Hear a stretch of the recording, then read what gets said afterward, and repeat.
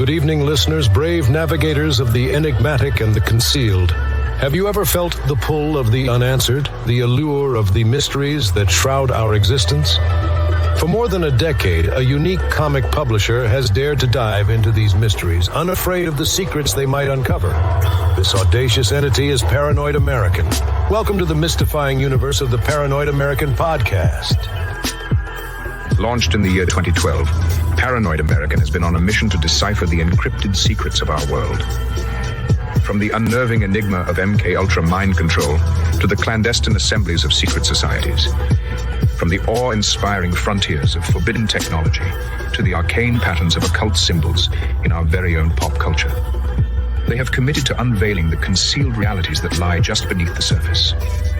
Join us as we navigate these intricate landscapes, decoding the hidden scripts of our society and challenging the accepted perceptions of reality. Folks, I've got a big problem on my hands. There's a company called Paranoid American making all these funny memes and comics. Now, I'm a fair guy. I believe in free speech as long as it doesn't cross the line. And if these AI-generated memes dare to make fun of me, they're crossing the line. This is your expedition into the realm of the extraordinary, the secret, the shrouded. Come with us as we sift through the world's grand mysteries, question the standardized narratives, and brave the cryptic labyrinth of the concealed truth. So strap yourselves in, broaden your horizons, and steel yourselves for a voyage into the enigmatic heart of the Paranoid American podcast, where each story, every image, every revelation brings us one step closer to the elusive truth.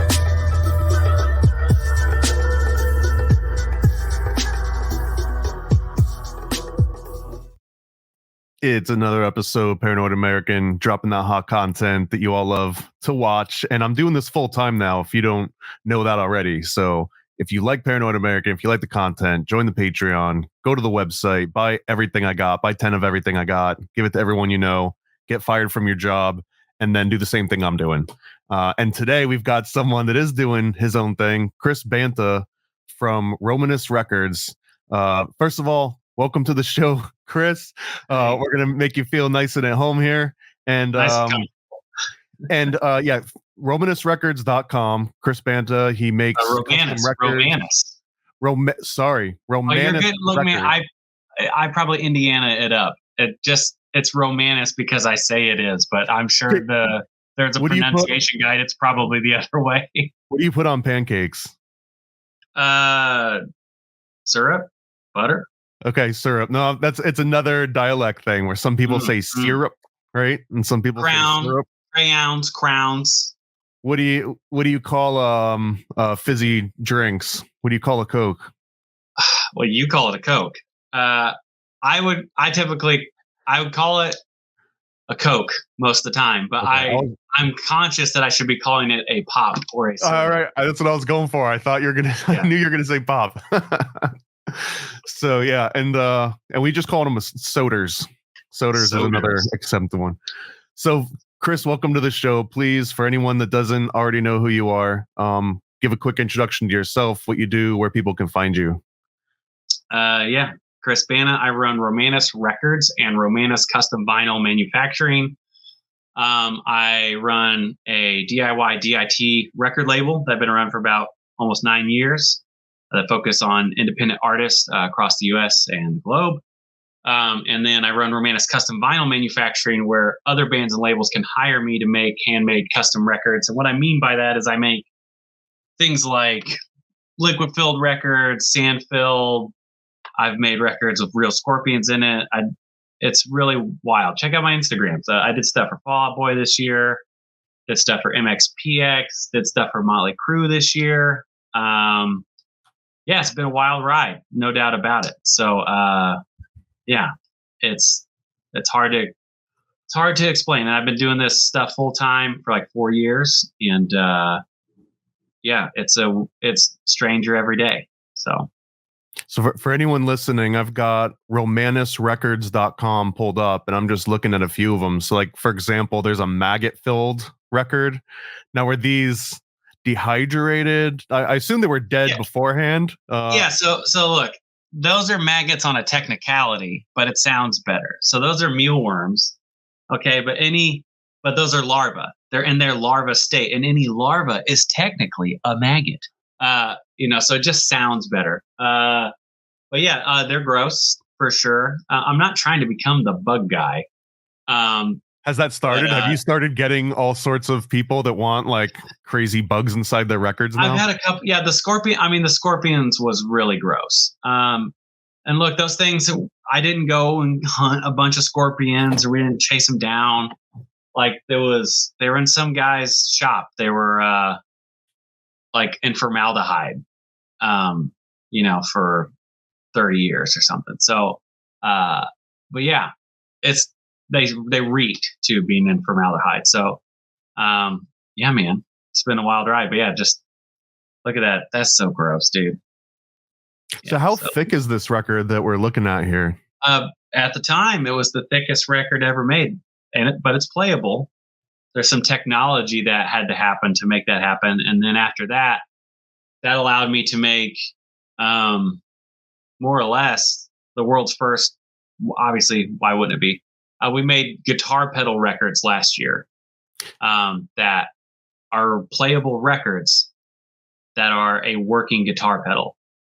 I think there's actually a picture even in what you were looking at there of them, and it was a pretty big deal. I mean, it was they play, and the A side is like a delay, and the B side's a gain. So yeah. Wait, what do you mean when you say it's a game? A gain, like a gain, like gain. an overdrive. Okay. It's like an overdrive. It's like what? It's a fuzz pedal. It's like a lo-fi fuzz pedal. So. And this one plays on a regular record player as well, I said? It'll only play on certain record players. Like you have to have vertical angle tracking, which lifts the tone arm up. And that is absolutely cranked to the max. Like, but it will play. It'll play the thing. So it's a classic, just kind of trying to push the bounds of what could be. It's like, just trying to be as experimental within the confines of like, it'll still work. So I have a lot of other ideas that are going to come out of that kind of innovation. Shout out to ADD Pedals who helped me work on those. ADD Pedals, yeah, they got a top billing right above the Skinwalker on the label, right? Yeah. And how many of these were made? It's like 30 sets, something like that. So. Is that pretty typical for a run like Scorpions? They also have like about 30? So I think I did. So it all varies. So normally like it's somewhere between 50 and like 400 custom units, at least it's handmade. And then like on my label, the regular stuff is like splatter records and marble looking records and stuff like that. But yeah, a lot of these handmade customs are it's about 50 to 400 is kind of about the high end of stuff. I did 250 blood-filled records for Motley Crue recently. Which are not real blood, for the record. Goodness gracious, the internet is it's quite the place. It'll tie in well to this podcast, I'm sure. We're here to expose you. We're throwing the softballs first, and then we're gonna pounce, and we're gonna make you answer to your crimes, sir. Have there been? I mean, I just have to imagine that if you paired up with the right artist to be like, yeah, we get it. You're using whatever, like corn syrup and food dye, but we're real and we're hardcore, and we want to use our own blood in these albums. So I got asked. I think I got asked to put real blood in once, and I told him like, look, it's already been done before, so I don't think there's a huge benefit. It's not like you're gonna get this huge viral moment. And then like I'm just internet famous enough, if that makes sense, that like I've had a couple conspiracy videos, just a couple, about like these blood-filled records, and they're like, oh my gosh, look, they're putting their rituals in front of us. And I'm like, dude, we all know how much blood how much fake blood this is, like gallons. Like, it's just stuff you're buying off the internet. Like, don't. Now, I just have to say, we all know this is revelation of the method. It's lesser magic. It means that you get to do all this evil karma free because you put it in front of everyone's face and then you do it. So you got us. Now stop it. You knock it off, Chris. Yeah. You knock it off. There's enough tinfoil for everybody here. Has there been any other bodily fluids that people wanted to put into records? Has anyone wanted to make like a urine-filled record? So I just put the Maggot record I did for a band on my label, punk band here in Indy that is awesome, called Pat and the Pissers. And we were originally going to put pee in a record because that just makes sense. It was on brand. And then a band in Australia did it. I've got a kind of mutual internet friend over there who made the records. And I was like, oh, that's out. But no, I'm trying to make cool stuff, but I'm also trying not to like go too weird. Like, you want to be the guy? I don't want to be the poop guy. No, sure don't. It's funny too, because in the back of my mind, I just imagine there's like a space race as to who can create the first piss-filled record. And it's like, God, that is kind of where that is kind of the weird world I've been living in basically for like 6 years. Is this bizarro, like the guitar pedal record to me was like, I was like, I did it, like my creation. This is beyond, but yeah, man, like that's kind of half the fun. There's 3 or 4 other people maybe that do similar stuff to what I do out there, and they're all awesome. And we're always trying to innovate and make cool things and make stuff that stands out. And I think that's half the fun. Like being in kind of this weird world that I'm living in, it's about maybe being first and just being innovative and making cool art and cool stuff, more than it is like, I don't know. It is a business, but the business of being cool goes a long way, I guess. Yeah. And the business has this extra little caveat where like it's not a great idea to run one that just makes you broke and run out of business immediately. So yeah. So I mean, the whole business part.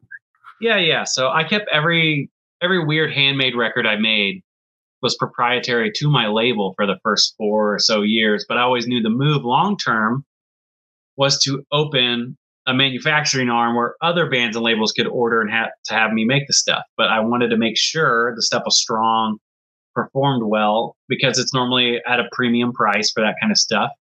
And I didn't want people to buy it and be like, oh my gosh, this failed. This sucks. This business sucks. So I waited, which I think was good. And that I've just never stopped experimenting now. It feels like I've lost track of time. The first time I may have tried to make one of these handmade records may have been 7 years ago, 6 years ago. That's kind of a blur, but I'm getting close to a decade of working with records, and it's like a commitment. It's like, are you down to, I always talk to entrepreneur friends that are like, are you down to maybe give up a decade to see where something really goes, to pivot? Because that may be what it takes. Who knows? So. Yeah. The long term. And I'm curious about how you deal with the compromise between form and function and something that has to do 2 things. Because I imagine that when someone's like, yeah, put this full Scorpion in the record. And I mean, right out the bat, I'm just thinking like, how do you master for something like that? Or how, like, does it affect the actual playability? And do people that buy these records, I mean, because of the form and function, it should be playable, but how many people are buying it to then play it and then complain that it doesn't sound as good as like the non-Scorpion version? Yeah, I would say for me, form and function are super tied in, but there's like, if it can't play, my barometer is if it can't play, like it defeats the purpose. So like everything that I make has to be able to play. And me and my team, we clean and test every single handmade unit we make. And I would say they play most of them. Maybe there's a few early things that like, I'm like, oh, would have done that different. But I would say in general, 98% of the way they sound just as good, if not better than the plant. Because when they come shipped from the plant or a factory or a label or whatever, sometimes there's just dust from the plant and you don't even know it's there. So you may put what is a true brand new record on and it may sound kind of bad. So we're eliminating some of that, but ultimately these are being, handled a lot more than a regular record would. So there's a lot of precautions in the way that we do things and stuff, and just trying to, make that form and function, meld together. So. When you mentioned the dust that comes from the factory, there's another one too. And I've got to ask this because you're like a record guy. You must have handled so many records at this point. So there's all these like anti-static devices, right? And the ones that I've been like glued to, and I'm all in on these things, but like these old retro, and they call anti-static guns, and you just use it to like shoot the record, and it's supposed to shoot like ions or something. But I've seen it work because I could see the little fall off when I do this, but some people are like, no, I use the brush. Other people use like solutions and stuff. Do you have the definitive answer on how to do this? I mean, it all varies. What I tell you, everyone should have a brush and like cleaner. Like everybody should have that if you're playing records, period. Like, because there's particles in the air and where you're living, and depending on how things are blocked off or how you store stuff, like you might need to clean it. Just hit it once before you press play. If there's deep dive stuff, the thing that I like the best for like crazy cleaning, it's called Okinoki. I think it's made in like the Netherlands. And it's super hardcore machine. It costs me like $700. But like you can like scrub into the record, but it's not going to damage it. So I've really like brought some stuff back from the crypt before, and been really pleasantly surprised. But in general, man, you should have a brush and cleaning solution all the time for sure. So, did you grow up listening and playing records even as a kid, or is it something that you got into later in life? No, man, I didn't want a thing to do with music. I am a Indiana boy through and through. I love basketball. Corn. Love sports. Yeah, man, of course. And I didn't give two rips about music. I didn't want to be a musician. I didn't want any of that. But like all good things, you know, my stepdad had a guitar, and he partied around. He was awesome. And he'd be like, hey, you can play that if you want. I'm like, I'm not going to play that. And then he didn't push anything on me, and I'd part around with it. And then girl across the cul-de-sac was like, I like your guitar playing, you know? And I'm like, hey, Dad, I want to learn how to play guitar. Bam. And that just started a slow road. It always stayed fun. I didn't take a whole lot of lessons, just lots of guitar tabs in the early internet, which is kind of fun to think about. And then I started a band. My band started touring. We were on 5 or 6 different indie labels. Out of that, I learned a bunch, had ideas, started my own, yada, yada, yada. So, yeah, to answer your question, like, no, it was not a big thing. Like, I have 2 kind of families, and one, music couldn't have mattered less than the other. Like, it was like, oh, yeah, my stepdad, like, loves classic rock, and that's tight. And my brother and sister play piano, and I didn't want to play piano. So, like, no, just music was so far from my purview. So for me to be doing music stuff for a living is pretty wild. So when you got into records, was it through wanting to put your own music on records, or did it come through a different angle? I want to say, how did it even start? What did I buy first? That's a great question. All I can remember, I mean, I think I was just a fan of music, and then started to get some, you know, classic rock LPs. And then I remember Jack White's label, Third Man Records, opened. And I remember just the way it was presented. I was like, oh, that's cool. And it was in Nashville. And at that time, I hadn't been to Nashville a lot. Now I feel like I'm down there every 8 weeks.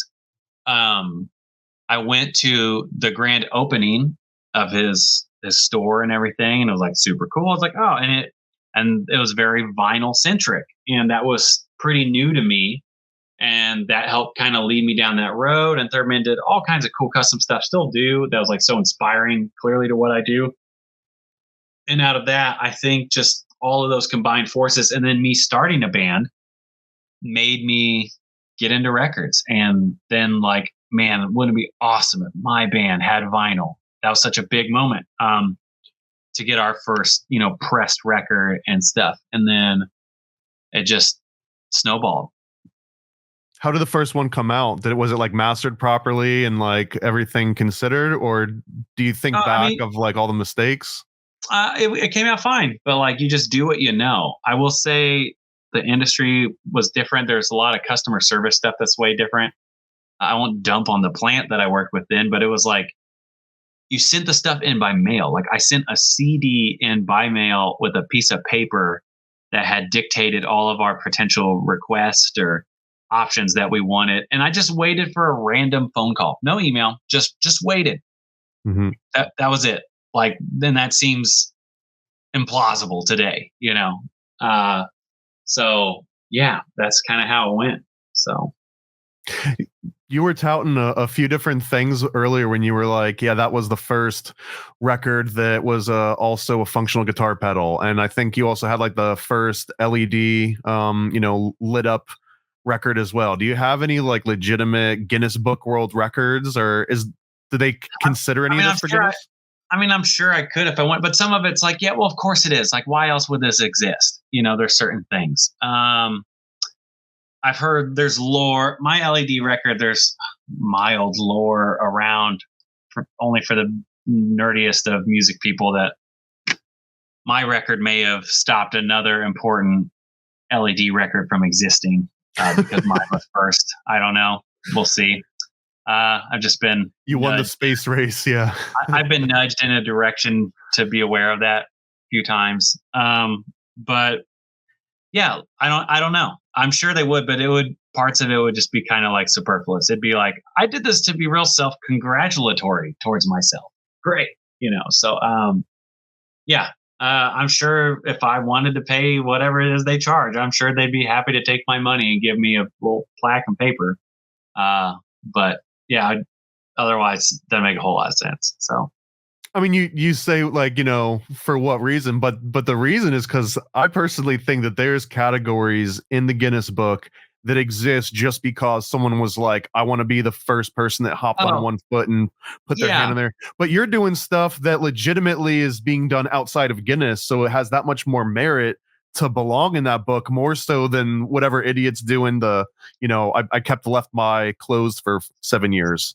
Or I didn't cut my toenails, right? That's a legitimate one. I didn't cut my toenails for a decade, and all of a sudden they get into the book. Maybe I'll think about it. I don't know. I'm sure it's a scheme. You call them up and they're like, "Oh yeah, it's 20 grand. Yeah, I'm you sure can be whatever they're you happy want." to take my $100-$200 and Right. whatever. But yeah, so yeah, we've been lucky enough to get some awards over the year for stuff, and that's validating and everything. But if I'm like user submitting everything, it doesn't feel quite as prestigious. Are there any, I mean, I don't want to just have you out all your different space races and all the top secret projects. Are there any like unobtainables that everyone's trying? Like, I'll give you a horrible analogy, but like it wasn't a secret that during, the 1700s or the 1600s, like every alchemist was trying to make gold, right? Like it was, or the philosopher's stone or whatever. So it wasn't a secret that everyone wanted to make it, but no one would give their recipes up, but no one could actually do it. And the same with the space race, I guess. Like everyone wants to get to the moon in the space race, and they just hide their I guess the method of getting there, right? So are there any like space races that you can divulge that are in the record world, like the first aerogel record or the first edible record? Or the LED record felt like it, but it was like in my mind, I like finally figured it out how to do it. And I was like, oh, I got to get this going. And apparently there was like 2 other people who had the same idea as me. Cause it wasn't, I'm dead serious. There's one group of people that I think are unnamed. And then another guy that I put my kind of proof of concept, hey, this is happening out into the world. And he put his up like the same morning. And I was like, no way. And he's a cool guy. And he's just like, hey, yours is so much cooler than mine. I'm not going to mess with it. But yeah, I don't know. And that was like 5 years ago, which is hard to believe. But I have a space race in my own mind that I have already activated, I guess, a tech that will be unleashed into the world soon enough, I guess. So how much blood is going in this one, sir? Yeah, sure. I'm just trying to make sure I don't wait too long. But I don't love doing proof of concept either, because it's just then you're like, all right, here's all this, get hyped. And there's no point of sale. There's nothing to be like, there's no action to be taken other than like, this exists. So, yeah, stay tuned, I guess. So Yeah, it's a great point. Like you can just waste all that hype on, and here's a video of a record that doesn't actually play, but you get the idea. And then when you actually drop the real thing, some of that hype is worn off, I assume. Yeah, totally. So is that something that you've learned? Oh, like, because it sounds so common sense, but I didn't learn that until way late in the game, that, if you hype something and announce it, at that announcement should be at the very least a pre-order or a sign up or something. Like, don't just drop a picture and get a bunch of likes and then, what then? Like, you have to do the then. I think there's two ways. I think it depends. The way I run things on my label, and it's been successful up to this point, every release, I'm like, oh, I hope this works out. I always 4 to 6 weeks out, try to drop the mock-up, the image of what everything's going to look like, what it's going to be. And, it's like, hey, 4 to 6 weeks at this time, blah, blah, blah, it's going on sale. Instead of pre-orders open now. And I think there's merits to both. The reason I do it that way is because someone may not see that first post. All right. And if I'm going to be hammering mostly just this one product or this one thing for the next 4 to 6 weeks, it's just more likely to build the hype, get people ready, and be like, all right, on this day, if you want this thing, you need to be on your computer, on your phone, whatever, ready to get this thing. But that's how I run my label. It's a little different on the manufacturing side, where I've been lucky enough to work with some of these bands that are huge, and so they don't need to do that. Like, they're so big. Like, when I did the tear-filled record for Fall Out Boy that had the real tears in it, they didn't need to give you much of a lead up. They might tease something, but it's just like, oh, it's live, because they're so big that people might be ripping their arms off to get to these things. So, that's kind of how that works. What movie did they watch to generate all the tears? Was it My Girl? Was it Dumbo?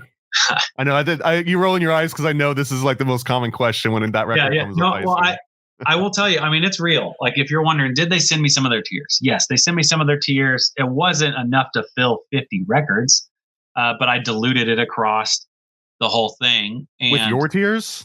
No. Okay. I mixed it in with other stuff. But they did a video of them collecting their tears, and I was like, oh, okay.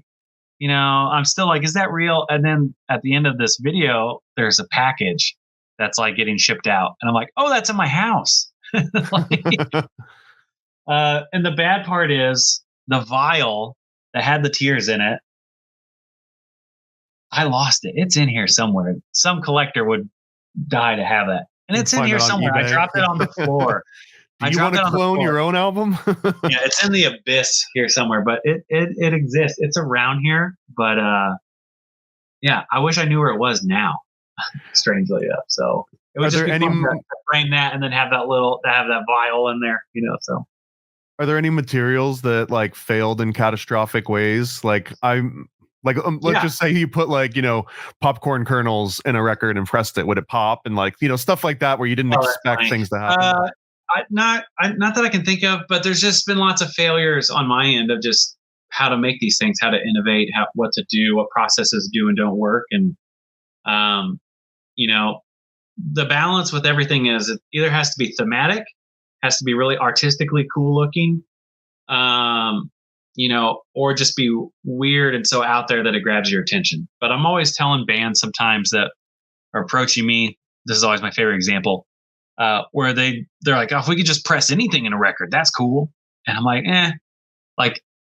and I've always been, 2 or 3 bands have asked me, will you put our hair in a record? And I'm like, would you pay $80 to $150 for a record filled with hair? Would that make you want that more? And they're like, no. I'm like, all right. So, think this through. Think, why? What's the why? What are we doing it? What are we looking for? And look, art, and crazy and exotic, abstract art, cool, that will always sell because it looks cool.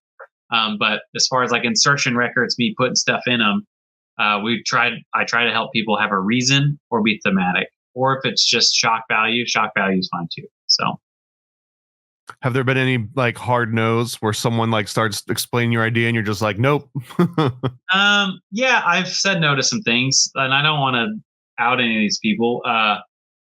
Sometimes it's for various reasons. Obviously, on my label, I have real strong control over whatever I do, whatever comes out, and what I release.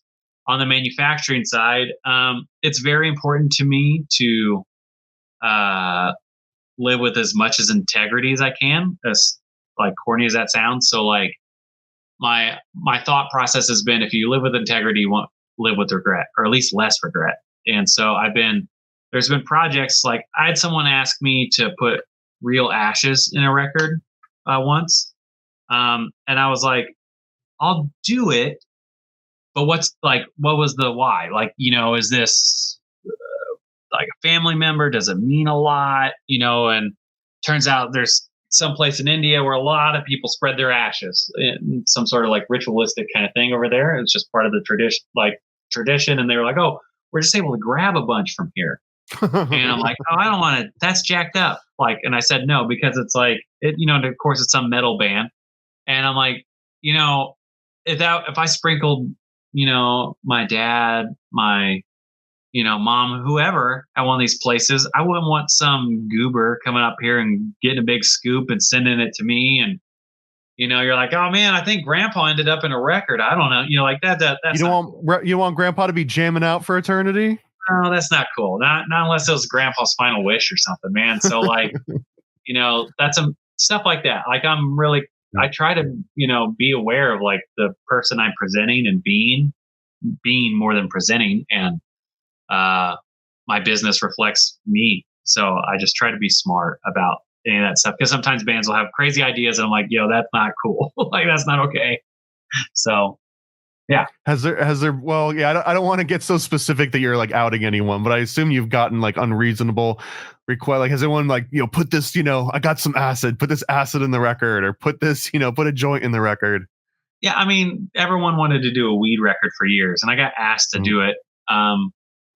And I was like, look, it just wasn't possible because of legalities, but then it became legal in a few states. I got asked to do it somewhere. And then there were still some legal issues because I live in Indiana with time. And then Space Race. This Third Man Records did for Sleep, the band Sleep. They did a weed-filled record that like a leaf is pressed in. Looks awesome. I just got one the other day because I've been wanting one. And not only do I enjoy making all this cool, crazy stuff, I like collecting it too. Like I'm a collector. I enjoy seeing what other people are making and what other crazy innovations out there exist. Like I like it as much as the next guy. Like I think it's cool. So yeah, that would be a good Space Race one, would be the first weed filled record, I guess. But yeah, so are there any other sort of titans of the industry that you want to give a shout out? Like I found you almost yeah, like I mean my foray was probably through Wax Mage. Like that's the name that I knew, and that was like the gateway drug for me. For sure.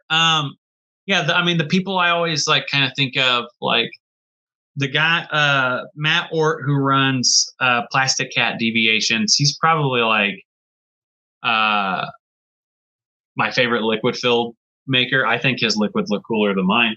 But there's always this, we all are curious how well everything will hold up long term. All my day one record, that is how I make all of my liquids now, it's going to be 6 years old in May. It's like I have a birthday for it every year, and it's looking good. It's holding strong. So I'm like, all right, man, makes me feel good. But yeah, Matt Ort, he's awesome. Plastic Cat Deviations. Heath with Wax Mage, I think, is probably the most innovative press operator maybe in the world. There's a bunch of unnamed crazy press operators at CZ that we'll never know who they are, but like CZ has so much good stuff.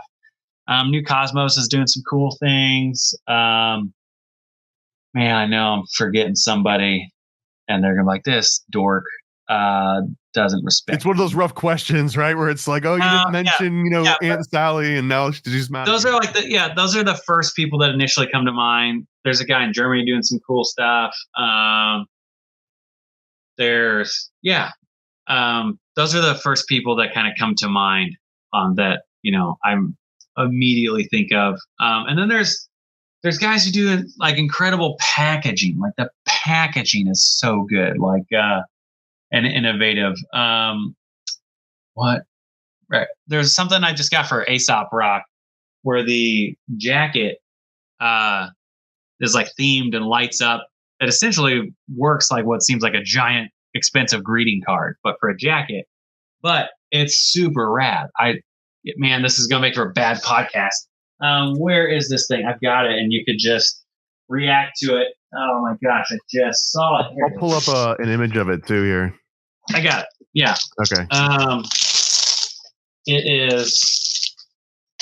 Oh my gosh, the guy who helped make this happen. His name's Dope Stallion on Instagram. I wish I remembered his name. I feel bad. So it looks like this. And this is what I'm saying. I'm a collector. Like, I think this is awesome. And you press down here. There it goes. That's crazy. And so everything lights up and it's themed. This little plays a song. This ship, is like blasting off. Yeah, pretty incredible. That's awesome. The whole logo lights up. That's cool. Yeah. And there's Sealt, Sealt. Sealt, I think it's Sealt Records or just Sealt on Instagram. He's overseas. He makes, I think, the best looking box stuff on the planet. It's awesome. His woodworking is incredible. I've always loved what he does. So, and then Joyful Noise, which is a label here in Indiana. They do some really epic lathe cut stuff with people in a position to know. And yeah, those are all the really epic, innovative people I can think of off the top of my brain and we're all operating in kind of various different spaces within this record world. So, is there any coordination or overlap whatsoever between turntable makers and record makers, or are these just completely different industries that are like different industries? I've been approached by a couple turntable companies.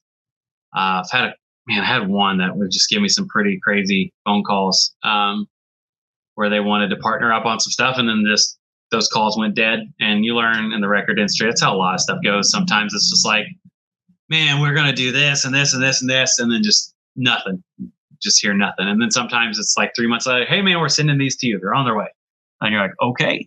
But yeah, hasn't yet, but I'm ready for it to happen. So I'm ready for a Romanus themed turntable, even if it's like 20 units. I would love for it to exist. So, and what are we talking about here? Like liquid filled, neon lights and just anything and everything. Yeah. I don't know. I would think specs first. It'd be something like the Audio-Technica LP120 or Technics 1200, something that I know is super strong, vertical angle tracking adjustment, and then just maybe like it's totally clear. The guts are clear, and then I've got some stuff in there. Who knows? So yeah, my mind goes right for like 90s action figures, so which was like clear and goo filled and like neon and you get it. Yeah, man. Yeah, the 90s were a very gooey time. How does someone, you just mentioned that, for example, Romanus Records, you announce a few weeks ahead of time, hey, at this date and at this time, this thing will be available. And I've tried to get my hands on some of those, and I swear, like I'm on the other side of that spectrum where like I set the alarm and like I know it's on Friday, and then I'll like look and be like, oh my god, it's 11:02 and it's gone. You know what I mean? Especially if there was like 30 or something. Yeah. So I think here's what I'll tell you. So, oh my gosh, that's like right now. So this is a perfect example. I have a sale that goes live here in the next, I don't know, what would you say, 15 minutes for a band, but it's like part of my Coliseum members program, which means you get 24-hour early access, and you get 20% off, and it's $5 a month. So it's no big deal. So that helps a lot of people when they're trying to get some of this, really crazy stuff. But then on the other side, the manufacturing, I don't have any control over that. It's whenever they just say it's live, it exists. So that's just kind of how all that shakes out. Yeah, you just got to be ready, I guess. But even all of our regular stuff, our splatters, I feel like are widely pretty accessible and stuff. And but sometimes people are even surprised how quick some of those go out. And it's because bands that I like to work with are touring really hard and they're chasing the dream. So it's like, hey, that was readily available 2 weeks ago, and then the band's just sold 80 units on the road, so they're gone. So. Have you found a lot of people that collect the records just for the art and don't even care about what music is on it? I would say it could go both ways. Like, I think it's some do, and some don't. Like, I think and the reality is, all of that's good. That's the thing. It's all of that's good. It's not a problem. If somebody just collects it for the art, I'm like, cool. That band still makes money off of that just the same. And that's not a problem. And there's people, this is kind of more where I am. A lot of collector pieces or something, or art pieces, I would be buying them, not as my listening copy. I'll buy a splatter, I'll buy a tricolor or whatever as my listening copy. It's, it doesn't cost that much money in comparison. I'll just I'll just buy that, to listen to, and I'll store the other one and look at it and be like, man, this is so cool. That kind of thing. So yeah, that would be my thought. But yeah, I know it happens, and that's fun. All right. One last technical, and then I want to start asking you about some conspiracies. Sure. So the liquid filled records, you mentioned that you've got your birthday record, I'll call it, and you pull it out and you're like, you're 6 years old today. Congrats. And I assume you're just making sure that there's no leaks and nothing dried up and like there's no weird anomalies. What's the chance of a liquid filled record leaking? Because I know that some places had like a refill service and you could just send it back in, they'd refill it, they'd seal it. But it almost seems like some people that buy these might not expect it to ever leak, and then they do. Yeah. So the great that's one of the great questions in life here, buddy. I think a lot of it is there's a level to it we don't know. It's the very, very first liquid filled was made in 2012. And then after that, there really wasn't a mass sale one till like 16, 17. So it's just, people we just don't know, man. Like I said, for the way I'm doing them, they're kind of like on year 6, which is pretty cool. I'm pretty proud of that, but it's kind of the great unknown. Ours are designed to be able to be refilled. I'll tell you, it is a pain in the butt to do, but they can be. So yeah, everything else I make that's dry, I'm like, oh, these are bricks. I feel great, but man, it is still a little scary. No doubt about it. Every time you send a liquid filled record out, you're just wondering, like, am I going to have to see this guy again and like fix it? Or in general, no, I feel pretty strong. I mean, I've made the biggest, I think, liquid filled runs on earth. I think at this point, I've definitely made more of them than anybody. But there's still a level. For me, it's more not now. It's like, what will happen in 5 to 10 years kind of thing. So that's the great question, I guess. So. Okay, let's talk a little conspiracy here. We'll start out light. So you mentioned classic rock, and that maybe being like one of your entry points in here. So there's so much conspiracy theories when it comes to classic rock, and specifically like CIA and government control and stuff. So right off the bat, backwards messages, do you give them any credit? Do you think it's silly when it comes up? Do you think that anyone's ever tried to do it? If they've tried to do it, it's only been after the fact that like the world has, been like, oh, I heard John Lennon say this at me, I promise, I mean, I've definitely watched a little documentary on the Beatles and all that stuff, because it's all good fun and conjecture, but I don't think if it's been done now, it's only been done intentionally after the fact. Like, no, it's too much of a pain in the butt. I don't know how you would ever creatively write a song and then know, like, that sounds like this backwards. It's not reality. It's like it's another plane of existence. So do you think if someone were able to successfully write the lyrics so that it could be played backwards and you could hear all that messages clearly and you didn't have to like squint or know what you were listening for, do you think that would actually do anything? I don't think so. It's like, well, yeah, other than it would be cool. The only way it would be super cool is if you can make, an entire, make a record that's like a whole nother record because it plays backwards or something, that to me would be cool. Otherwise, if it had a secret message maybe that like led you to, like a secret website link or something, to order something, cool. That might be cool. But otherwise, yeah. I'm pretty sure this might be a technical question, getting outside of conspiracy for just a second, because this reminded me that in like the early 2000s, maybe late 2000s, there were some bands that would encode, I think Nine Inch Nails might have been one of them, but they would encode like pictures in like the spectrograph if you were to load up the digital track, and you could see like a cat, or you could see someone like spell something cool. out. That's super cool. Have you ever seen any of those before? I have not. That sounds awesome. I know there's like stuff like that out there. Like, what were those? I don't know what you would call it, but you would stare at it long enough. Like these designs. It's very cool. Oh, the magic eye things. Yeah, stuff like that. Yeah, like I know that exists out there. But yeah, anything like that I think is cool. Like you're adding another element of art and engagement. Like it's a way to engage with the art, with the product, with the band, in a different way. And I think that, any of that's cool. Like that's worth doing. So that would be my thought. What are your thoughts on the 27 Club, which is another music related conspiracy? Yeah. Man, I think what it meant to be 27 primarily in the 60s and 70s is very different than what it meant to be now. And so I think any potential conspiracies around it is just like, look, man, we were in the free love era for a lot of these 27 Club people in general. There's not people point, I guess, to Kurt, but that's like 2, 3, something like that.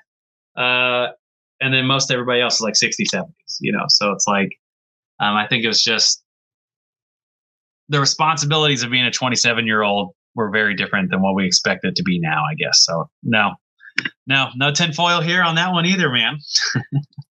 So I've heard a rational version of this one that doesn't involve like sacrifice and dark rooms, but that in the period that you're talking about, Summer of Love, but a lot of the record labels and a lot of the bands were basically fronted by like mafia and gangsters and seedy characters. And in some of those cases, and this is all conjecture, this is the conspiracy theory, okay? Yeah, but sure. That some of these gangsters were essentially like the ones running the bands, providing them all of their initial money, kind of like loan sharks. And then they realize that if this guy now is like competing and he wants to claim rights to the music that he wrote and played, then he might have a standing. But if that guy, a plane blows up or, some other unfortunate sequence of events happens, now there's no dispute, especially if there's not like a trust or like an estate to fight it. And now that guy gets to control all the money and get the backs and can release all the songs that the artist maybe didn't want to release for merit reasons and yada, yada, yada. Well, I tell you, I mean, the Hendrix family is very protective about what they allowed to be released and put out and everything else. So like, I don't know, that kind of pokes some holes in that. I don't know. Like they're real stingy about what goes out, what's allowed, what's approved. I mean, you can't, if you go to YouTube, like, and you're just like, I just want to listen to like certain Hendrix songs, like for years, just every piece of like, there used to be so much cool Hendrix live performances and things like that. And they've all been scrubbed off the net. Like they're not on there anymore on YouTube because the Hendrix family pulled them off. It's their right, So like, I don't know, that would be one. I'm like, maybe, I guess that would give some thought, but yeah, I'm not as. I feel like we could sway you if we had like a whole episode of just the vote. I think I could at least get you to dip your toe in the deep end. I don't know, man. I don't know. Because there have been some very specific rock bands that came out and said that they were essentially being forced to play under coercion under these like, gangster style guys. I don't have them offhand, but I'm not going to say that there hasn't ever been dirty funding in the music industry and stuff, but like that also the idea of then that you would like eliminate your, whoever is on your label wouldn't make a lot of sense. Like that's your meal cow. All right. Like, a lot of these artists, like long term, you would have made way more with them as a legacy act. Right, but you also might need to make an example, right? You might need to be like, hey, I don't care. Look what I did. An example of what? Like process. So all the other artists we're going to make even less money. That's dumb. That's so dumb. Or I look at all these people now that are selling their, they're selling the rights to all of their music, like Bob Dylan, all this stuff. They're making more money, than Solomon. Like, it would have served them a lot better just to stick around than, so that's why I think that. Well, you're thinking with your business head and not your conspiracy head. How dare you? And I think what about that's the greatest conspiracy of all. It's like, that's why you do stuff to make money, and the best way to exert control is through finances, like, is to be able to hold power and sway over someone financially. So like, if that was the case with the 27 Club and it's some nefarious forces, then they're all really bad businessmen, so. Do you give any credit to the connections between, say, like Jim Morrison and his dad was, a military commander, and Frank Zappa's dad was military intelligence, and many. I mean, I shouldn't go through an exhaustive list, but there's like a general broad concept that there's like all of these counterculture icons of the 60s and 70s that were really sort of plants from, governments. Have you ever heard any of these? Have you ever give credit? Do you roll your eyes whenever it comes up? I mean, industry plants have been a discussion forever, and I think industry plants can exist, but I don't think Frank Zappa's music was inherently like counterculture. Like, he was, kind of anti-war. So like, why in the world would they want to then be like, yeah, this is the guy who's going to secretly be pro-militarization, even though all his music's kind of anti-war? That doesn't make a whole lot of sense to me either. Well, I can break some of the logic down in conspiracy terms, because and not that it has to make sense. This is just the way that it is explained. Right. But yeah, the concept of what someone called like a Hegelian dialect, and it essentially means that if you've got an end result you want to work towards, and you already know what the resistance will be, if you can first start the resistance movements on your own and have control over it, then you can introduce the thing that they're going to resist, and now you get to play with, playing yourself at chess almost. You get to play the white and the black pieces. I'm not saying that this explains everything, but that is the logic about these like plants. I guess my thought with a lot of that stuff in general, why am I on here? Would be that like Americans in general, I think this is kind of baked in, like, part of what makes America great, and sometimes like part to its own detriment. It's like individualism over here is like celebrated in some ways more than anywhere on earth, or at least you're given a chance. I'm not going to act like systemic issues don't exist and that there are unjust and unjust reasons that people have a harder time being successful. But the very loose idea of the American dream is that you can do this and have your individual thoughts and pursue these things. And so I hear all that, and I think like, man, exercising that much control over people, I think it's going to be difficult. It's the same reason why, you see people like, they're all coming to get our guns. And I'm like, America's the most armed, country in the world. Like, no one's just going to give up their stuff. Like, don't be ridiculous. Like, it's just not how the world works, at least here. I don't know. Those are my thoughts, I guess, non-music related. So. Do you think that there's any truth to like music having an impact on what you might see Tipper Gore saying, like, it's destroying society and it's eroding family values and all of the things, right? Music is quite often a scapegoat for sorts of problems in the media. Same with video games and movies. Do you think there's any merit to that? That like music can. Do you think music could take your great little Johnny Two Shoes that like glimmer in his eye, never did anything wrong, and he comes back and he's doing the heroin and he's like kicked the dog? I would say, like, look, I think music could be 2%.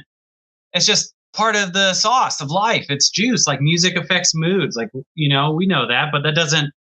Hearing a sick breakdown doesn't make me want to, punch a hole in my wall. Like, so I think I guess the idea, it sounds like such an old man, whatever you put in, like, you're more likely to have some of that come out. But at the same time, like, I listen to a lot of heavy music, but I'd like to think I'm a pretty happy, chill guy. And, whenever I hear a really awesome, brutal breakdown, it makes me have like a good stank face. I don't get angry about it. I'm like, oh yeah, this is sick. It makes me happy. It doesn't make me angry. So, but music has been like a mouthpiece for ages to communicate a message. It was so important in the counterculture movement in the 60s in America. It was the megaphone for how a lot of the youth were feeling about Vietnam and other things, and the just ultra militarization of the world at that time as it was becoming this more new thing. And so I don't think it would ever I don't think it could ever be the crux that points somebody in that direction. Like, you've got mental health issues far beyond if you're, I don't know, I don't even want to say them, but like committing some dastardly deeds against, society. Like, you're probably a huge piece of crap, far before you heard a 7-string guitar on drop tuning. You're like, that's what did it, is that drop tuning. And, that combo I learned in Tekken, that pushed me over the edge, It was that ride to lightning. That was what put me over the edge. Yeah. Yeah. If I wouldn't have been so good with Eddie Gordo, back in 2007, I wouldn't have turned out this way, so.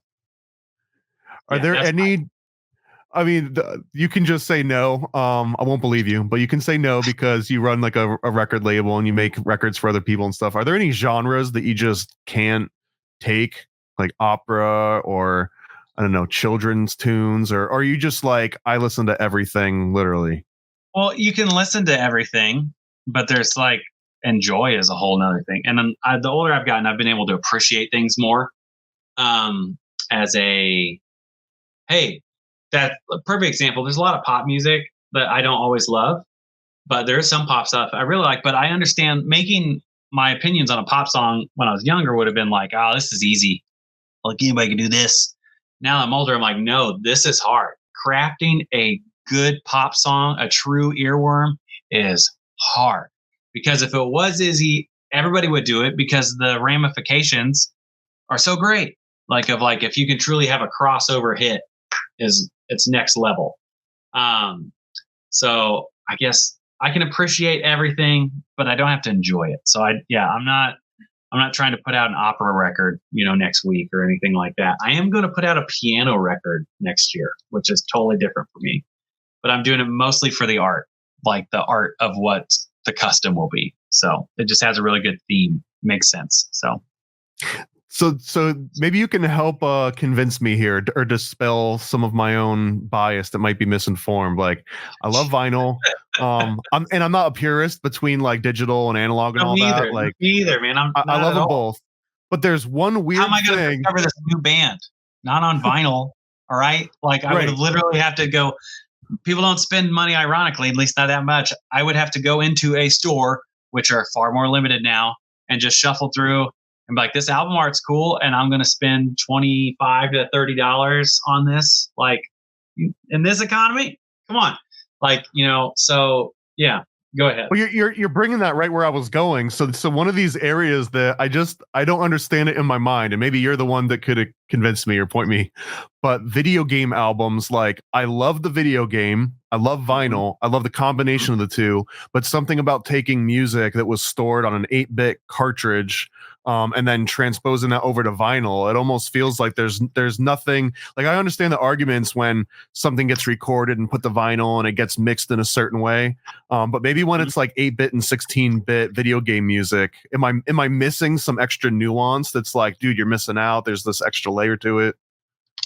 Yeah, for sure. So I'll point it out to you. Okay, like, and this isn't just a sales pitch, right? Because you sell records. Like, there's I don't have any video game records on my label. I'd love to. Strike one. Oh, okay. Yeah. Okay. Yeah. Okay. So like, some of these songs that have been composed for video games are some of the most iconic pieces of music ever consumed. Like the Mario theme, like, everybody knows that. Like, people who don't play video games have heard that stuff, like bam, bam, bam, bam, bam, bam, all these various themes. Be careful, we don't get copyright strike here, my friend. Yeah. They're so iconic that, like, those compositions clearly deserve to be on vinyl. Like, how could they not be? They're some of the most influential, and I say influential, pieces of music ever written sometimes, because it's like, that was literally the soundtrack to a thing that ushered in bits of cultural revolution, like as far as like in entertainment. So like, yeah, having that can bring on waves of nostalgia, appreciation. There's also some like, I mean, there's some apps like, you know, Donkey Kong Country. Some of the music in that is incredible. I mean, it's like you'll go from like a really intense thing to like jazz to like stuff like that. Some of these great, you know, more Japanese centric kind of like anime beat 'em ups. I mean, we'll have some of the best like speed metal that you've heard, like, you know, so yeah, very pro. Okay, yeah, and there's awesome video game sort of covers too that make their way around. Those are some of my favorite ones. Heck yeah. So no, super pro. Okay, two more questions, and then we're gonna get into our fast round. So first, this one's a little bit more on like the paranormal aspect, but there's this concept of psychometry. Have you ever heard of psychometry before? I have not. Okay, so I think it was an episode of Fringe, maybe. Anyways, the analogy they did on the TV show, which was the best visual that I've ever seen for this concept, is they used a record player and they described psychometry as, imagine you're in a room right now and something bad happens. And this is where like, you know, people feel like a room's haunted or like the cat won't go in that back room. You know, someone must have died back there. It's one of those things. Okay. But the concept is that if you imagine the room that you're in right now is almost got like made out of acetate. And if you just scream really loud, or if you like bump something against the wall, you leave an impression. And if you were to say have some kind of room-shaped stylus that could replay the room that you're in, it could play back a recording of anything that's happened in that room. Right? So it's almost like you vibrating. There's like little microphones that are storing it into the... So that's the concept of psychometry. And the show basically is describing this as someone is recording audio without any electricity, right, onto like an acetate record, and then plays it back through like one of those old timey, phonographs, essentially. Mm-hmm. So, do you believe that's possible at a scientific level, not a mystical, but like at a scientific level? Do you think that someone could replay what you're saying? Maybe, probably not. Here's why. So, to make a vinyl record, for example, the amount of pressure that's required to like get those grooves in deep enough that you could play the stuff back properly is a lot. It takes a lot. It's very fine-tune the temperature. There's a reason they have boilers and all this stuff. It has to be this perfect ideal condition.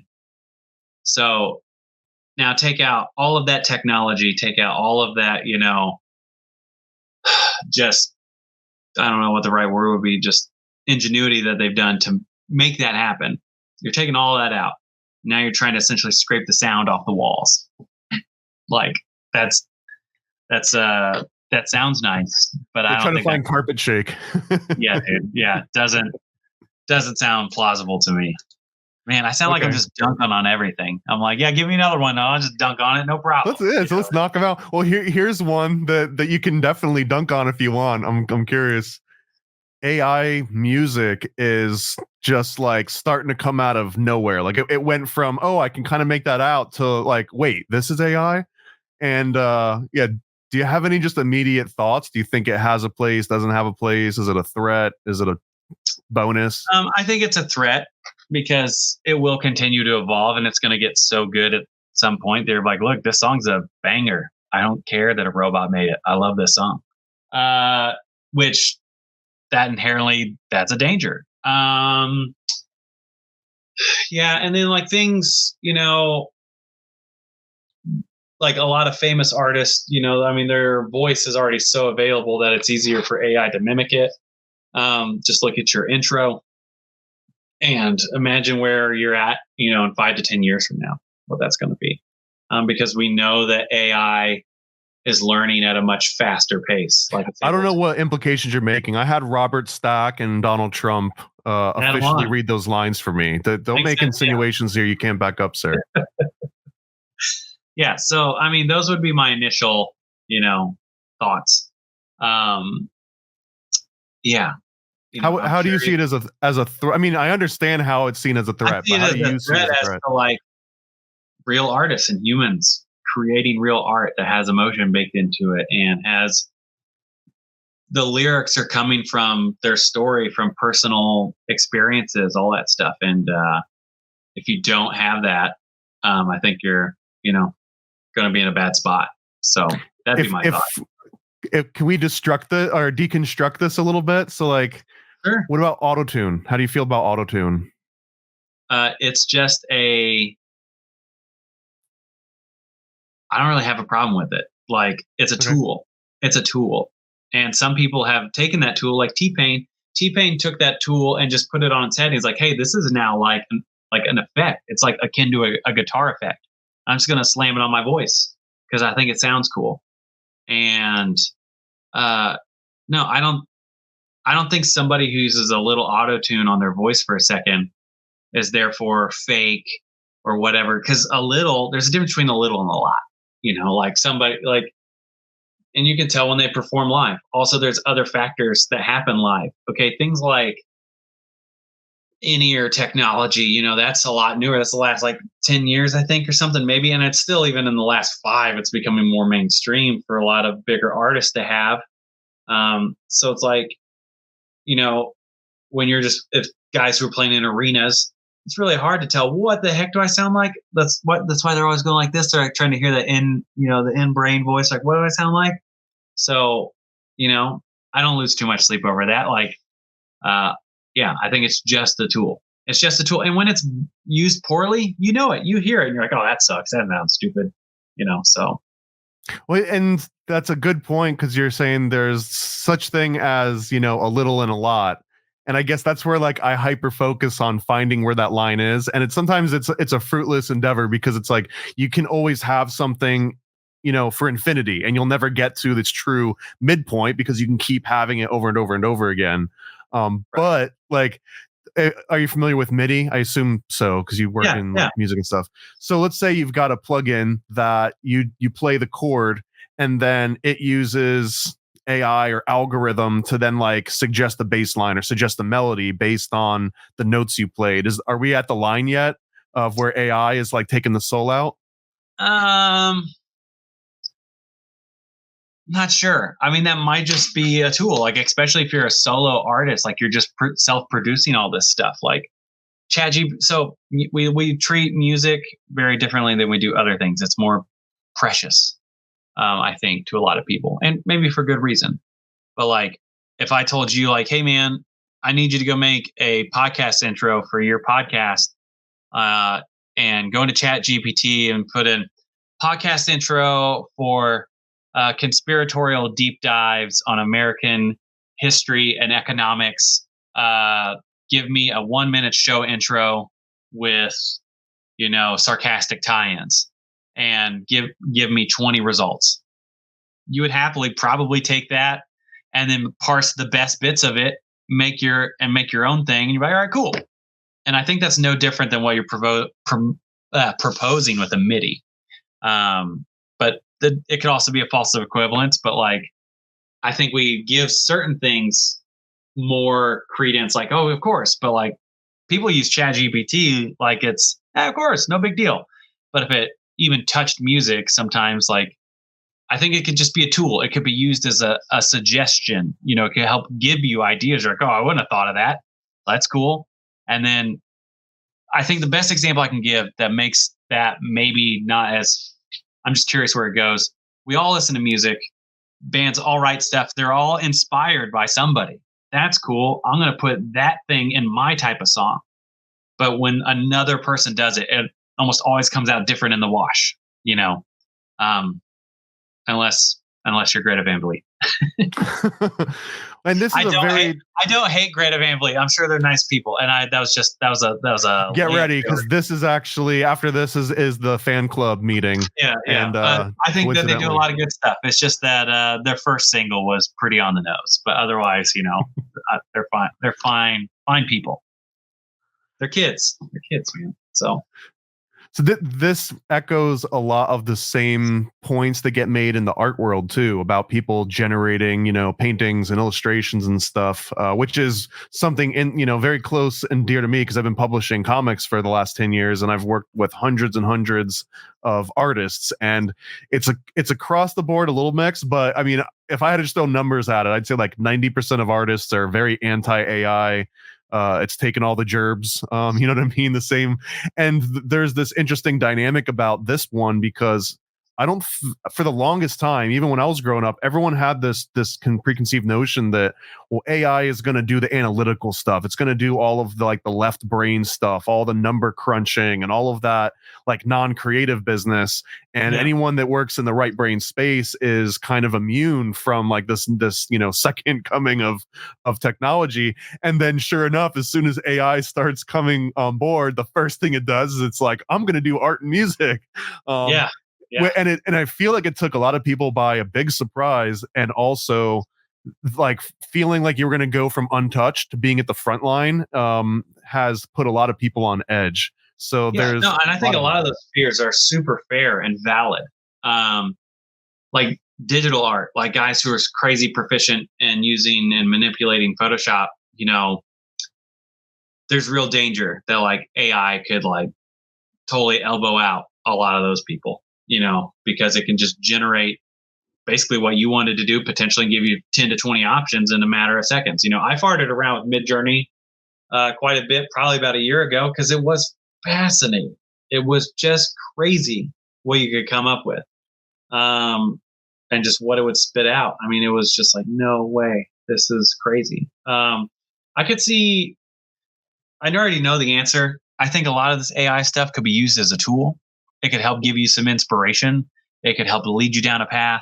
It could, just be an extra soundboard if used properly.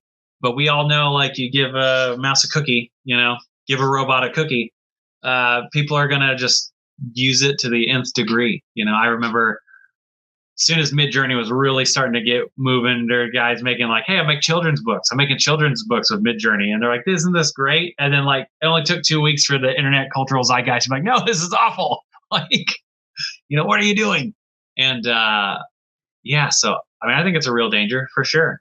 What happens is people just lie now. They just make up a pseudonym and say, oh, this guy did it. And they don't say it's AI, but it's still AI in a lot of those cases. We're still at a point where I think most people can tell, like we know there's telltale signs. Like, so in Midjourney for a while, it couldn't do freaking hands. The fingers, you'd have like 7. Yeah, it'd be too many fingers. That's gone now though, man. That stuff is. I know, like, I know, but like, I love AI for memes. That's why I want AI to be, is memes. I can't get enough, Professor Snape playing at a huge concert and then hearing, Alice Cooper Poison. And I'm like, oh, this is perfect. Like this is so great. Give me this content. This is what this technology was made for, clearly. Yeah, of course. Yeah. This is workout versions of Harry Potter where they're all getting like ripped. Of course. Yeah, man. Dude, I love that. The boy who lifted. All right. Like, yeah, that's I need all that AI I can get. Put that in my veins. That's amazing. That stuff cracks me up. But I think human expression can only be replaceable to a point. That's my optimistic hope, is that human expression can only be recreated to a point. So, and there's always going to be unique voices that haven't existed before, and they're going to grab you and are going to speak to you in a real way. So. All right, well, we got the juices flowing. We're just going to cut right into this next segment. Perfect time. Hey, conspiracy buffs, I double dare you to take some PCP, the Paranormal Conspiracy Probe. On your marks, get set, and go! Chris, are you a cop? Because if you're a cop, you have to tell me right now. I know the law. I am not, and my name's not Johnny. If you were, would you tell me, or would you lie about it? I'd say I was a cop, yeah. Okay, all right. Look, we need good cops to be out there and be representative and be public, to hopefully turn the tides of time. But who knows? Okay, well that out of the way, and you're on record now, sir, that you said you were not a police officer. Chris, so anything we do after this, yeah, you're not allowed to do anything to me. And any cops out there watching what we do next, you're not allowed to do anything about it. You have to turn the TV off. Okay. So the rules are really easy. Just give me a 1 to 10 rating on how valid you think a topic is. So we'll start out with Bigfoot. 1 to 10, how real is Bigfoot? Like one. Real low. Aliens. How about little gray men aliens? I'll go 7. Because like our this is one of my most fascinating thoughts, I guess, for me. I don't know how is that all you need? Just 7 and then we're gone, or can I get we can keep going? Yeah. No, explain it. All right. So I'll say this. We live in a world where everyone, I think, on some level is trying to figure out why they're here, what our origin is, what our creation is, all that stuff. And the idea of space to me is so wild. And we have theories on space, but there's still so much of them are so untested because we don't have the technology to test them yet. So the idea that there isn't another species within a galaxy that we, to our best of our knowledge, believe is ever expanding, ever growing, that the situations, what we deem is like, well, this planet, is not designed to sustain life. It's like sustain life under our preconceived conditions of what, would allow organism to live and thrive and survive. It could be different somewhere else, depending on how, what we think of how evolution and how organisms adapt and stuff like that. So it just adapt to its new technology. So, or not new tech, new environment. So yeah, I think the idea of aliens being real could be definitely plausible. And I don't know, there's a lot of smoke. Just a lot of people seem to be focused on the gray, for whatever reason. So I'd be more likely to give that credence than something definitely way more than Bigfoot, for sure. 1 to 10 that aliens have come to Earth in the last 100 years. That's tough. I would just say a 5, just a coin toss. Like, I'm like, I don't know. Maybe. Does that number go up if I say thousands of 10,000 years, ancient Egypt? Does that go up to a 6 or does it stay at a 5? I'd still keep it a 5. Some of the ancient Egypt stuff is kind of fascinating to think about, but like, I'll still go with the 5. We've got all kinds of mythology around dragons and things like that. And, it is fascinating to think about, for real. I'll still go with the 5, because it sure seems like in the sums of mostly recorded human history, this idea of the gray or something like that hasn't been very evident. If it is, it's very like circumstantial. Whereas I think it would be like, in the course at least of human history, there would be like something a little more concrete instead of like the spooky, it's like, oh, these are the shiftiest people ever. Like they just always have somewhere to hide and somewhere to be, and they're so fast. And like, for all we know, aliens could be dumb. They could be dumber than us. Have some pride. Feel good about yourself. All right, they might be dumb. All right, could be the other America. Yeah. Yeah. Right. It's not only the greatest country on Earth; it's the greatest country in the universe. And if you're an alien from another planet, you're probably dumber than us. Yeah. Get wrecked. Get wrecked. Get wrecked, noobs. What about Atlantis? 0 to 10. I'll give that an 8, but not Atlantis proper. Okay, not that Atlantis existed. I would say you're gonna get all metaphorical and poetic on us here. The theory of a lost civilization that was covered with water. That makes sense. That's super plausible. Like, I don't think that's everything we know about tectonic plates and like how the Earth moves and like the thoughts of Pangea and all this stuff would dictate, therefore, that like bodies of land could fall into the sea given like cataclysmic, natural disasters and stuff. So yeah, the idea of a lost civilization that was lost to water, yes, probably 10 out of 10 on that. The idea that a caveat that Atlantis is usually credited with having superior technology than what we have today. Of course, everything in the past had to be smarter. That's one of my favorite new age science phenomenons. Is like, you got to live like our ancestors, man. I'm like, yeah, everybody had rickets and died at the ripe age of 38, man. Yeah, tight, cool.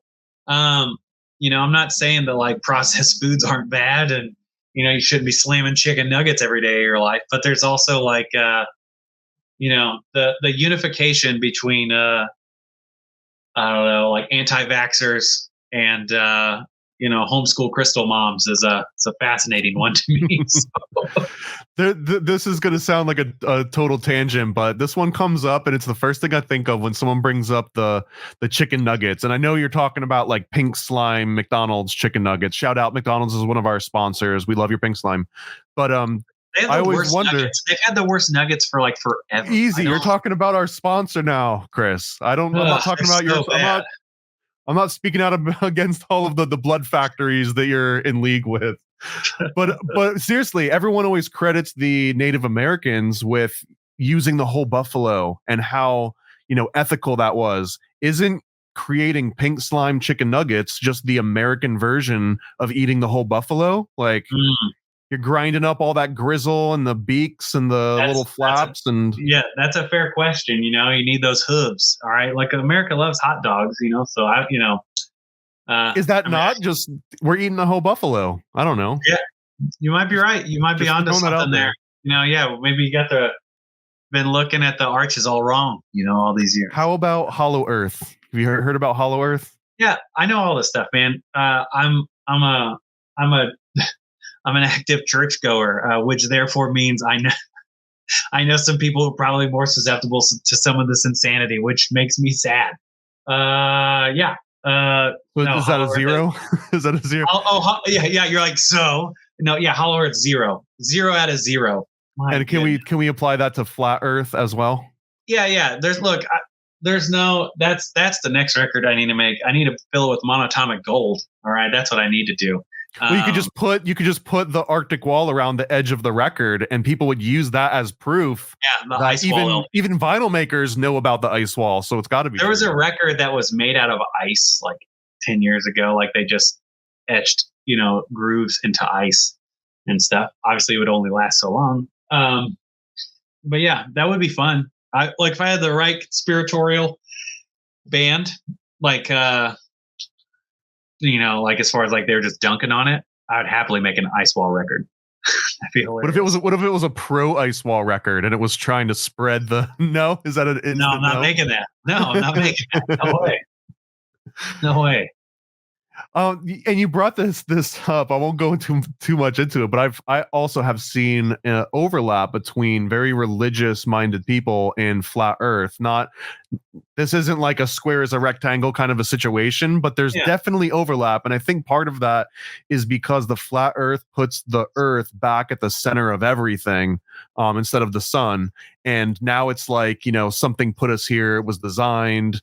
It's unexplainable. And it seems to go hand in hand with some of that, religious thinking. I think anyone who practices a world religion, obviously that takes some level of faith to be a part of that religion or believe in its tenets. So I think you therefore may be more open to believing other things you may not be able to understand or explain, stuff like that. But part of maybe more Western religions that I'm seeing, which makes me sad as someone who is a churchgoer, there's just been maybe not victim complex, persecution complex for a lot of people that just are living normal lives, but maybe parts of their lives aren't where they wanted them to be. And there's always some secret society, some secret cabal that's out to get the world and get them and exercise all this control. And it's like, hey man, you're 60 years old. When has any of this happened to you? What effect has it had? And you just got to take stock of your own life. And, so I think the tie-in is, I can understand why maybe it happens. If not more, it just is almost sad to me that it's more pervasive, because I think a lot of like things like QAnon, a lot of those are our show sponsors too. Tread carefully. Yeah, great. I think they got led into it because, they're worried about child sex trafficking, and it preys upon, which is a real thing. It does happen and it's super sad, but and then if you're willing to believe an entry point, no matter how crazy their view of how it happens is, you're probably willing to take on the next thing. And then at some point you're 3 years into whatever, Q or whatever you believe in. And it would take so much. It's the double down method. You're too deep. You're too deep to say like, man, I'm wrong. This is so stupid. I got to get out. Like it's really hard for anybody to do that in life. And so as much as I want to dunk on every, Q person out there, if you know a Qer, try to give them some grace in the hopes that, they can get their way out and, I don't know, get their mind right, man. So they're lighting you up in the comments right now, bro. This is actually getting pretty. No, I'm just kidding. This is pre-recorded. There's no comments. Last one. 1 to 10 demons, like a literal demon that you can summon. Though that you can summon, I would say 0 on the summon factor for sure. Okay, let's take the summon back out. Like you're a sorcerer. Well, or King Solomon that conjured what he called daemons that did, sort of like specific tasks for him. Yeah. Man. Maybe a 2, maybe a 2 or 3. Like I would like to think there is some sort of spiritual element, I think, in the fabric of the world. I don't know, but the idea of like conjuring demons, and we got the Doomslayer for that, we got the guy, we bust him out. At least that's what the Doom canon teaches me. We bust him out when we need him, or whatever, the Doom Marine. So yeah. Yeah, it's kind of like, girls who, I don't want to say girls, just people like, I lean kind of witchy, but I also don't believe in any organized religion. I'm like, all right, so there's male witches. They're not warlocks. I don't know. Yeah, so I'm like, all right, so you're like a low grade sorcerer. I'm like, all right, cool, man, that's fine, sure. I believe a warlock is technically a sorcerer that has done something egregious and gotten like kicked out of the sorcerer's club. I don't know the full rules, but I'm sure there are rules. When you're a little too hardcore. Yeah. They can't even control you in there. They're like, dang, dude, this guy's too wild for us. That was like Lemmy. That was like Lemmy in Hawkwind. They're like, dude, this guy's he was the warlock. Yeah, they're like, yeah, we got it. And so he's like, I'm gonna make Motorhead, man. You guys are lame. Yeah. Last question here. This isn't a 1 to 10. But on the leading off of, like, let's say we give demons a 2, that there might be some ethereal, abstract concept.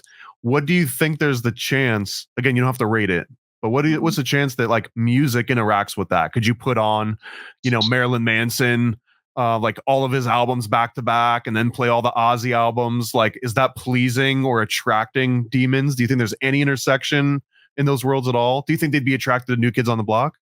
Yeah, well, that's the point. So like, who's to say that's what a demon would like? All right, we think because something is drop tuned and sounds what our perception of spooky is, that therefore a demon might like it. All right, Marilyn Manson,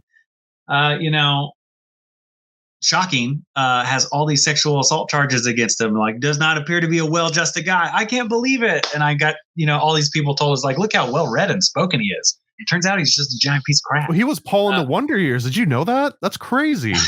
Yeah. So he must be a good guy. This guy seems so well adjusted. It's just shock value.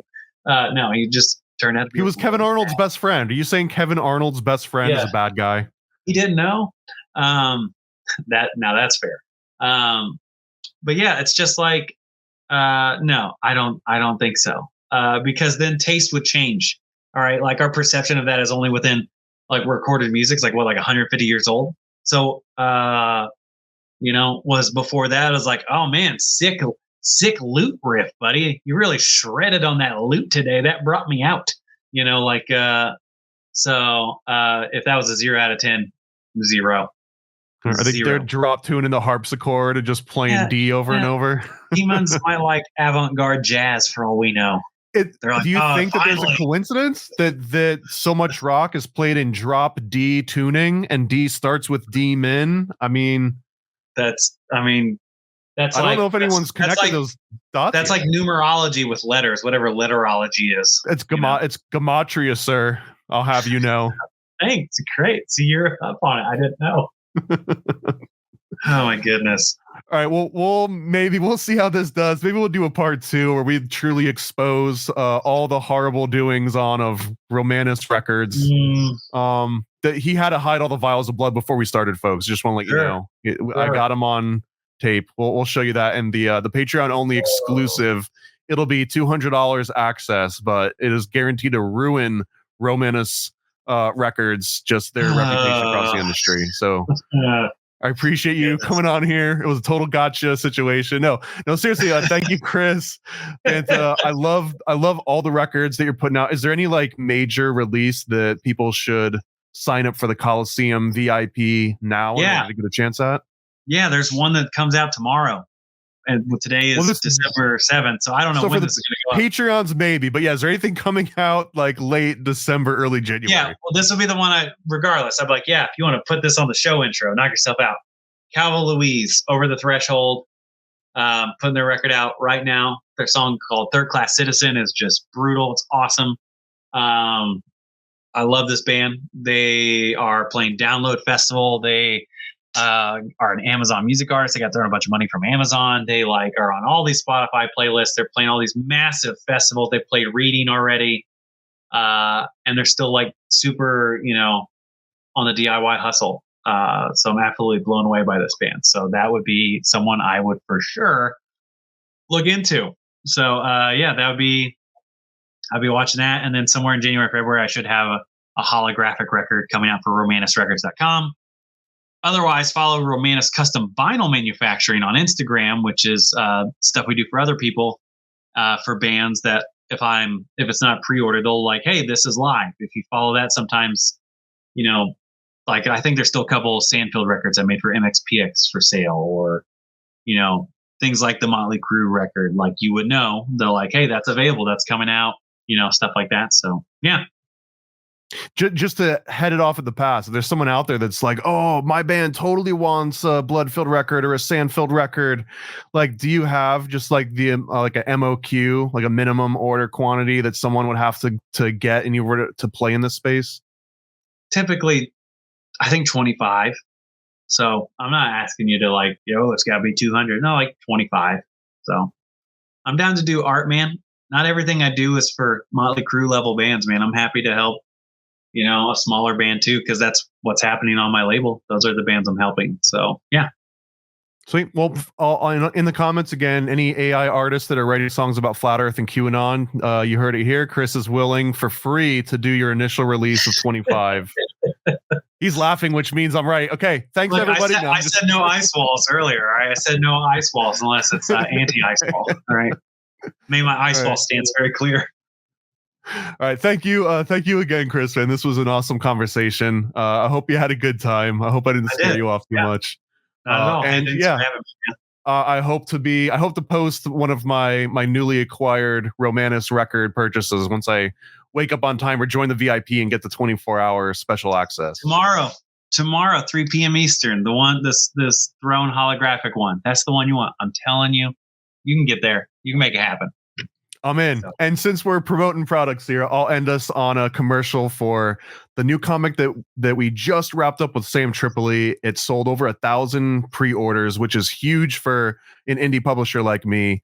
It raised over $30,000, and it's going to end up resulting in some animation maybe. So here's a commercial, Chaos Twins. Grab a copy. Dive into a realm where comedy meets cosmic adventure.